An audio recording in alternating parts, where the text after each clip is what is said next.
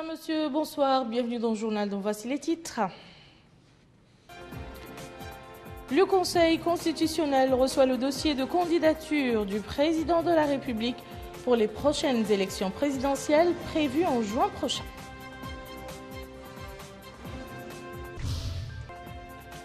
Le Conseil des ministres prend acte du bilan de la campagne agricole 2013-2014 et de la décision du ministère des Pêches de restructurer le marché aux poissons de Nouakchott et la délimitation de ses frontières. Le département de la justice organise un concours international des plaidoiries en matière des droits de l'homme.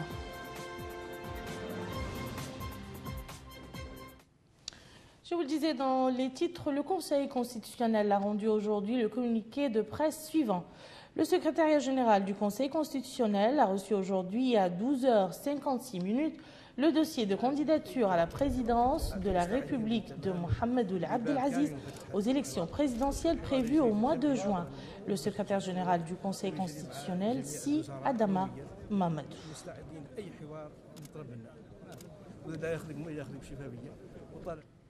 Le Conseil des ministres s'est réuni aujourd'hui sous la présidence du président de la République, Mohamed Ould Abdelaziz. Le Conseil a examiné et approuvé le projet de loi relatif à la convention de vente à terme signée entre notre pays et la Banque islamique de développement destinée au financement du projet d'extension de la centrale duale de Nouakchott. Le Conseil a également suivi des communications présentées par des ministres sur l'activité de leur département. Le résultat du Conseil des ministres avec Moussa Ndiaye.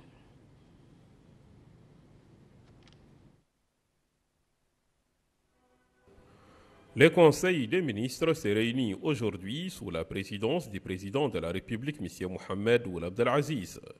Le Conseil a examiné et approuvé le projet de loi suivant. Projet de loi autorisant la ratification de la Convention de vente à terme signée le 8 avril 2014 à Tunis entre le gouvernement de la République islamique de Mauritanie et la Banque islamique de développement destinée au financement du projet d'extension de la centrale duale de Nouakchott. Le présent financement porte sur un montant de 60 millions de dollars américains, soit l'équivalent de 17 milliards 925 millions d'ouguiyas, remboursable sur une période de 17 ans, dont 2 ans de différé. Ce projet vise à assurer l'extension de la centrale duale Nouakchott Nord en cours de construction de 120 MW à 180 MW en moteur bicombustible pouvant fonctionner avec le fioul et le gaz. Le Conseil a également examiné et adopté le projet de décret portant nomination des membres du conseil d'administration de l'Office national des services d'eau en milieu rural, ONCR. Le ministre des Affaires étrangères et de la coopération a présenté une communication relative à la situation internationale. Le ministre de l'Intérieur et de la décentralisation a présenté une communication relative à la situation intérieure. Le ministre des Pêches et de l'économie maritime a présenté une communication relative à la restructuration du marché aux poissons de Nouakchott, MPN, et la délimitation de son domaine public terrestre et maritime. Cette communication vise à restructurer le marché de poissons de Nouakchott afin de lui conférer des prérogatives de l'État sur la totalité de la plage des pêcheurs afin de lui permettre d'assurer, en plus des missions industrielles et commerciales, une autre mission de service public administratif en vue de garantir le contrôle et la veille sur la sécurité des personnes et des biens. Le ministre du Développement rural a présenté une communication sur le bilan de la campagne agricole 2013-2014 et le programme de la campagne agricole 2014-2015. La communication fait le bilan de la campagne agricole 2013-2014 qui a permis d'atteindre globalement les objectifs visés, soit une nette production de 200 000 tonnes riz et céréales traditionnelles, correspondant à la couverture de 32,7% des besoins nationaux en céréales.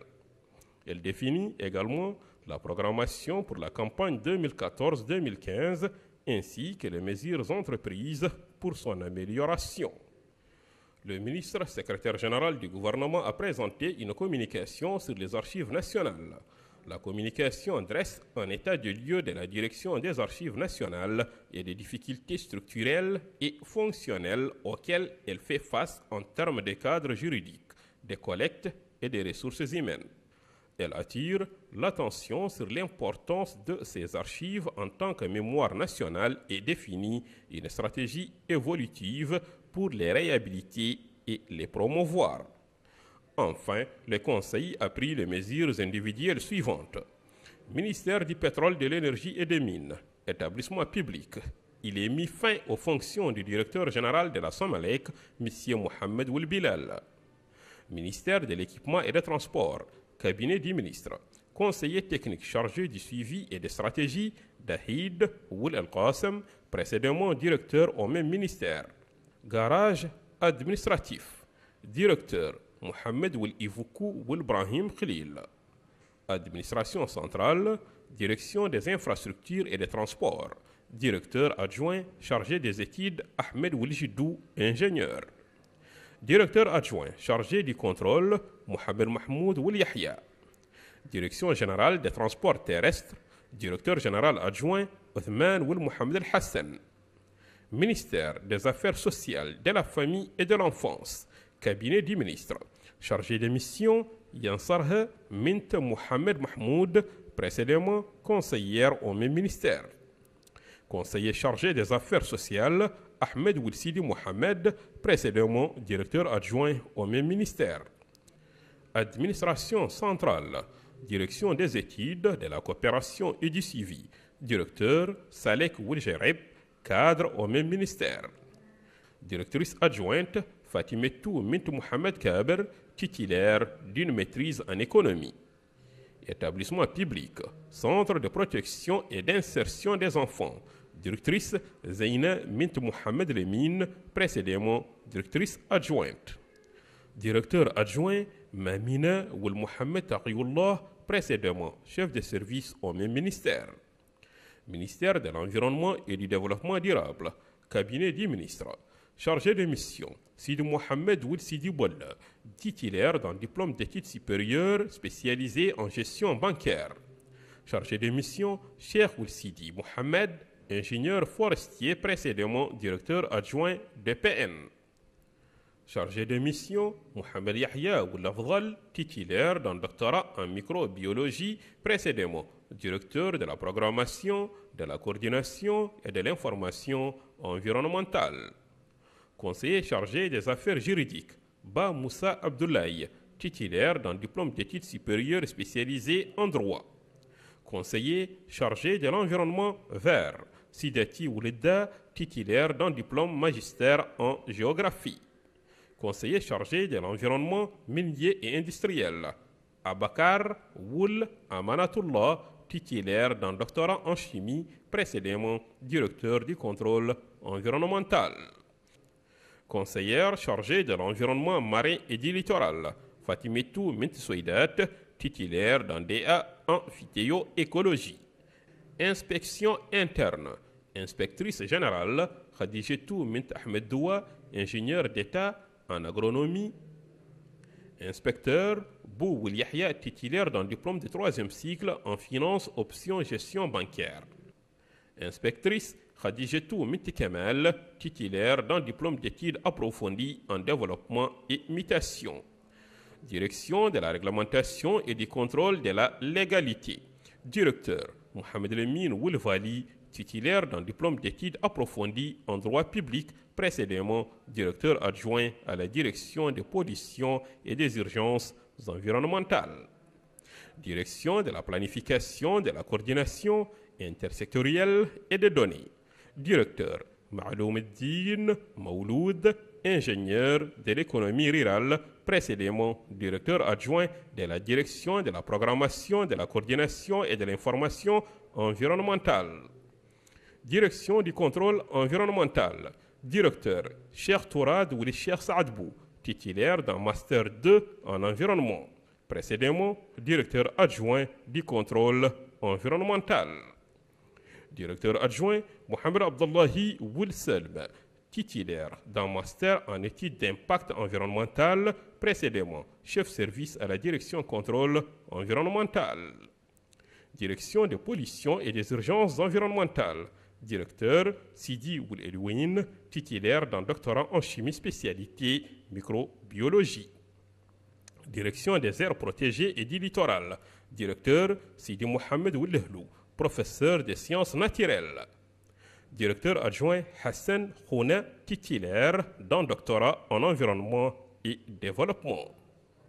Direction de la protection de la nature. Directeur Babacar Diop, ingénieur forestier. Directeur adjoint Ethman Woul Boubacar, ingénieur forestier, précédemment chef service à la direction de la protection de la nature. Direction des affaires administratives et financières. Directeur Moussa Bey, administrateur de régie financière. Directrice adjointe Ebi Mint Aqeb, titulaire d'un diplôme de maîtrise en mathématiques.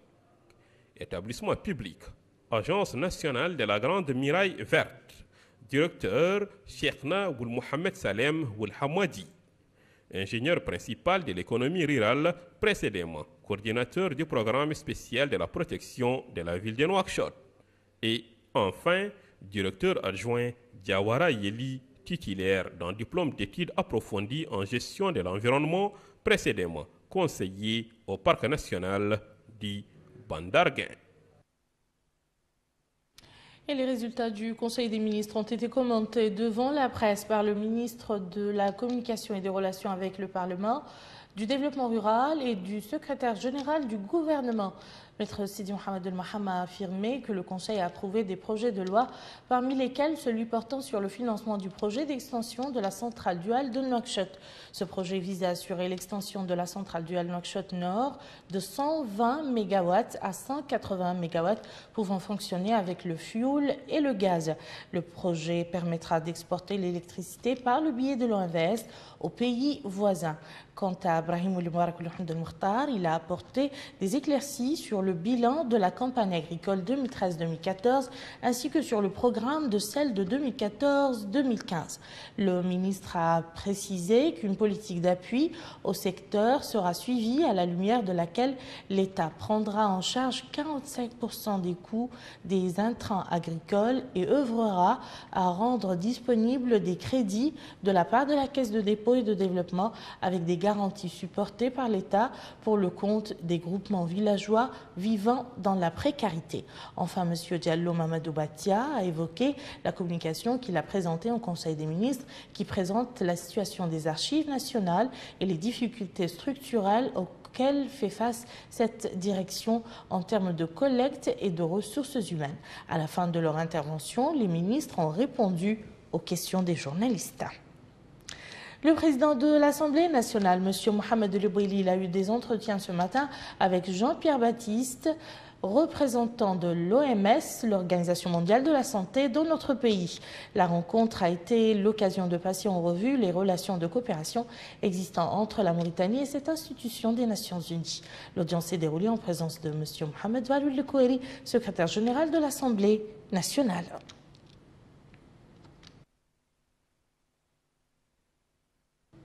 Et toujours à l'Assemblée nationale, la Commission des affaires étrangères de l'Assemblée nationale a examiné au cours d'une réunion le projet de loi relatif au protocole d'accord de l'Union africaine d'interdiction et de lutte contre le terrorisme adopté à Addis Abeba le 8 juin 2013. Le gouvernement a été représenté à cette réunion par le ministre des Affaires économiques et du Développement, le ministre des Affaires étrangères et de la coopération par intérim, M. Sidi Ould. Et au Sénat, la conférence des présidents présidée par Mohamed El Hassan Ould El Haj, président de cette chambre, a passé en revue le projet de loi sur la gestion intégrée des ressources en eau dans le fleuve Sénégal, présenté par le gouvernement avant de la soumettre à la Commission des affaires étrangères et de la défense pour examen.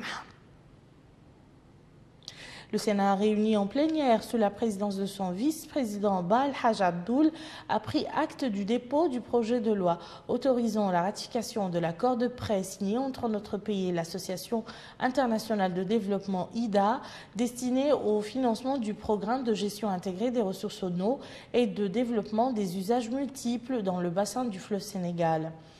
Ce projet de loi porte sur un montant de plus de 21 milliards d'ouguiyas. Démarrage aujourd'hui au Palais de justice de la 2e édition du concours international des plaidoiries en matière des droits de l'homme. Le concours, dont le coup d'envoi a été supervisé par le ministre de la Justice, est organisé par l'Ordre national des avocats en collaboration avec l'Institut international des droits de l'homme et de paix. 7 plaidoiries seront présentées. Le point avec Rabia Deta. C'est sous le haut patronage du ministère de la Justice avec le concours de l'ambassade de France en Mauritanie, l'Ordre national des avocats et l'Institut international des droits de l'homme et de la paix qu'a eu lieu la 2e édition du concours international des plaidoiries en matière des droits de l'homme. Ce concours de plaidoirie vise à mettre en valeur le rôle des avocats en tant que défenseurs naturels des droits. Le ministre de la Justice, M. Sidi Ould Zeine, a à cette occasion rappelé que le président de la République, M. Mohamed Abdel Aziz, conscient du rôle fondamental que joue la justice, a donné des instructions pour mettre en place une justice professionnelle, honnête et adaptée à jouer le rôle qui lui revient dans le développement du pays. Il a précisé que la Mauritanie, qui a ratifié toutes les conventions internationales relatives aux droits de l'homme, est pionnière dans le monde arabe en matière de préservation d'ancrage de la liberté d'opinion et d'expression. Pour sa part, Maître Ahmed Salim Al-Bouhoubaini, bâtonnier de l'Ordre national des avocats, a remercié tous ceux qui ont contribué à l'organisation de cette manifestation, insistant sur le rôle important que joue l'avocat dans le domaine de la justice. Quant au directeur de l'Institut international des droits de l'homme et de la paix et le chargé d'affaires de l'ambassade de France en Mauritanie, ils ont tour à tour défini le rôle de l'avocat. Il revient à l'avocat de transcender, dans le miroir de la justice, la froide confrontation du débordement des passions humaines et de l'exercice bien réglé du droit. L'avocat s'honore de défendre avec une égale conviction le pauvre ou le riche, le faible ou le puissant, le sans-voix ou l'intrigant. Dans la solennité des cours de justice, il ambitionne d'obtenir un jugement égal pour chacun et d'être le dernier rempart contre l'injustice. De par son talent oratoire, par sa profondeur d'analyse et surtout par ses convictions, va emporter la décision. Certes, la parole est importante. Ce concours de plaidoirie présidé par 12 jurys, composés de 6 Mauritaniens et de 6 étrangers, a connu la participation de 6 avocats, composés d'étrangers et de Mauritaniens. Les participants présentaient tour à tour des plaidoiries sur des cas virtuels où il y a eu atteinte concrète aux libertés de l'être humain. À la fin de ces plaidoiries, le jury a désigné 3 gagnants. La première place a été remportée par la Syrienne Adine Azeli, la seconde place par le Mauritanien Mohamed Sidi Mohamed Mustafa et la 3e place par la Française Anne Sonignac. Un participant mauritanien au concours de l'édition 2008 en France a apprécié, nous dit-il, les plaidoiries et se dit heureux de l'organisation d'un tel événement en Mauritanie. Rappelons que l'édition de 2013 de ce concours avait été remportée par l'avocat mauritanien Youssef Ould Abdallah. La ministre du Commerce, de l'Industrie, de l'Artisanat et du Tourisme a pris connaissance aujourd'hui d'une quantité de produits alimentaires périmés saisis dernièrement par la Direction de la concurrence et de la protection du consommateur. Et sur la procédure de saisie de ces quantités de produits alimentaires périmés, nous écoutons les explications du président de l'Association pour la défense des consommateurs. Nous avons procédé à une visite d'un magasin de produits périmés et contrefaits avec son Excellence Madame la ministre du Commerce, du Tourisme et de l'Artisanat. Il est le gouverneur de Nouakchott et le secrétaire général du ministère. Il est important de noter que la procédure du ministère, généralement, il y a des équipes dans chaque mqata'a qui s'occupent du contrôle, de la supervision et l'inspection des marchés et en collaboration avec les associations de protection des consommateurs pour la saisie de ces produits. Il est aussi important de noter que c'est un problème sérieux de santé publique parce que, comme vous venez de le voir, c'est des produits complètement périmés, des produits contrefaits. Vous avez vu des médicaments, vous avez vu des produits alimentaires de toutes sortes, des produits de consommation de toutes sortes. Et il est très important, aussi bien pour le consommateur que pour les populations de façon générale, d'être très vigilant et d'informer sur tout ce qui peut aider à la découverte de ces produits, parce que, comme je l'ai dit, c'est un problème de santé publique. L'autorité de régulation a signé aujourd'hui le premier protocole de coopération avec l'Institution nationale des télécommunications tunisiennes et le deuxième avec l'autorité de l'information et des technologies de la communication turque. La signature de cet accord s'est effectuée en marge des travaux du séminaire d'échange de connaissances entre les pays du Sud. Le président de l'autorité de régulation, M. Mohamed Yahya El-Horma, nous précise la portée de cet accord. Cette rencontre est organisée par la Banque mondiale dans le cadre de la coopération Sud-Sud. Elle concerne les autorités de régulation en Tunisie, en Turquie et en Mauritanie. C'est la deuxième rencontre de ce genre. La première s'est tenue à Ankara, en Turquie. L'objectif du colloque est la concertation sur les meilleurs procédés relatifs à la régulation des télécommunications. Donc, en marge de cette rencontre, il y a eu un débat fructueux entre ces trois instances de régulation d'une façon bilatérale, c'est-à-dire entre la Mauritanie et la Tunisie d'une part, et la Mauritanie et la Turquie d'une autre part.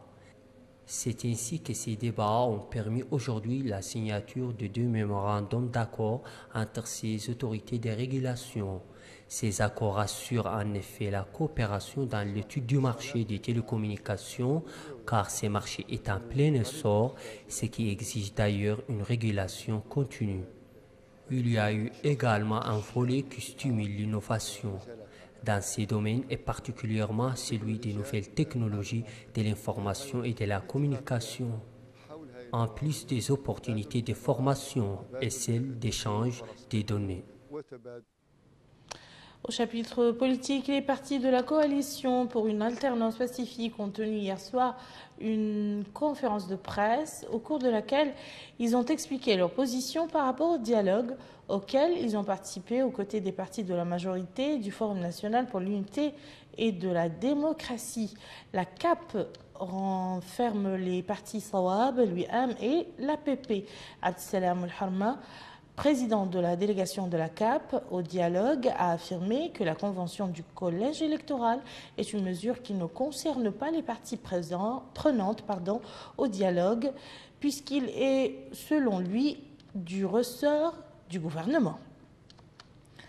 L'association des maîtres de Mahadra de Mauritanie annonce dans un communiqué son soutien au président de la République, Mohamed Abdel Aziz, au cours des prochaines échéances électorales. Le communiqué présenté par le secrétaire général de l'association, Mohamed El Hussein ou Mohamed El Mustafa, mentionne les réalisations qui ont été accomplies dans différents domaines et particulièrement au chapitre de l'action islamique durant le mandat du président de la République.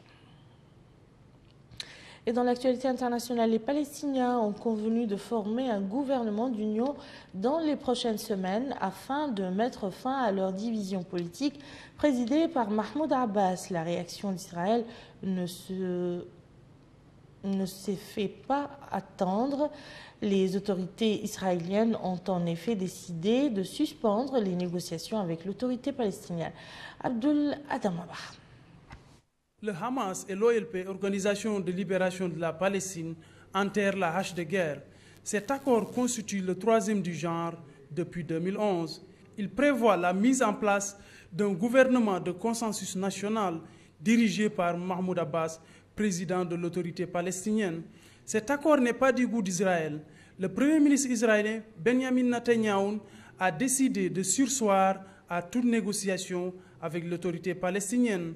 Selon ce dernier, qui s'est exprimé à travers la chaîne américaine NBC, cet accord constitue un pacte qui tue la paix, dit-il. Quant à la Maison-Blanche, qui supervise le processus de paix, elle a exprimé par la voix de son porte-parole toute sa déception. Elle voit ainsi d'un mauvais œil ce rapprochement entre l'OLP de Mahmoud Abbas et le Hamas. En Ukraine, la tension reste vive. Les autorités de ce pays ont lancé ce jeudi un assaut meurtrier contre les séparatistes à Slaviansk, bastion des insurgés pro-russes dans l'Est, aussitôt dénoncé par la Russie qui a riposté avec de nouvelles manœuvres à la frontière. Plus de précisions avec Babacar Ndiaye. Kiev a décidé de frapper fort ce jeudi en lançant une offensive contre les séparatistes à Slaviansk, bastion des pro-russes dans l'est de l'Ukraine.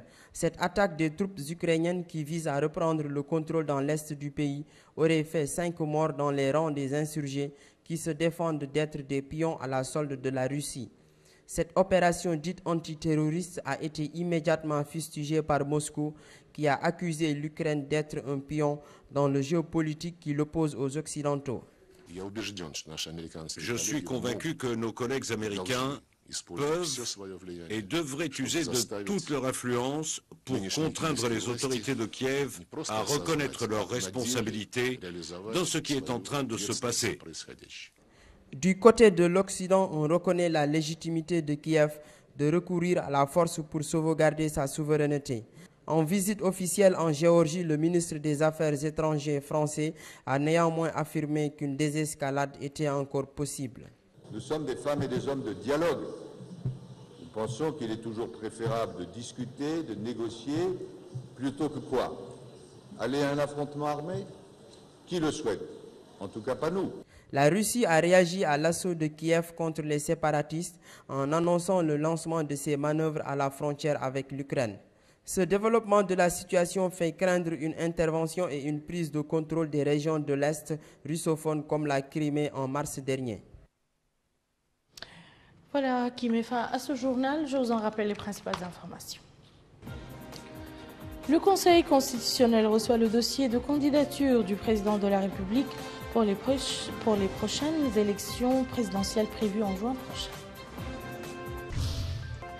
Le Conseil des ministres prend acte du bilan de la campagne agricole 2013-2014 et de la décision du ministère des Pêches de restructurer le marché aux poissons de Nouakchott et la délimitation de ses frontières. Le département de la justice organise un concours international des plaidoiries en matière des droits de l'homme.